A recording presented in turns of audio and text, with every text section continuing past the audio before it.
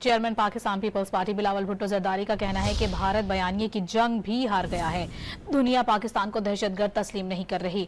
कश्मीर अब भारत का अंदरूनी मामला नहीं रहा, बैनुल-अक़वामी मसला बन चुका है। फील्ड मार्शल की अमरीकी सदर से मुलाकात भारत की नाकामी है। खबरदार किया कि भारत ने सिंतास मुआहिदा ना माना तो एक और जंग करके 6 के 6 दरिया ले लेंगे। भारत का कोशिश ये था कि जहां वो जंग के मैदान में पाकिस्तान को नहीं हरवा सके, उनका कोशिश ये था कि बयानिया के लिहाज से और सफारती सतह पे वो पाकिस्तान को नाकाम करवा दे। मगर मैं आपको बताना चाहता हूं कि पाकिस्तान कामयाब रहा और भारत नाकाम रहा।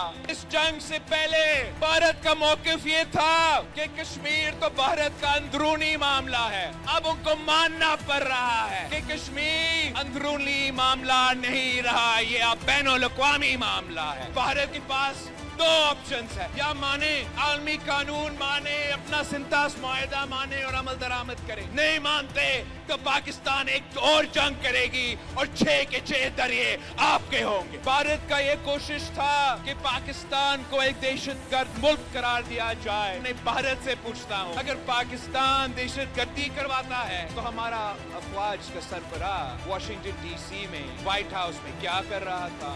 ये भारत की नाकामी है, पाकिस्तान का कामयाबी है।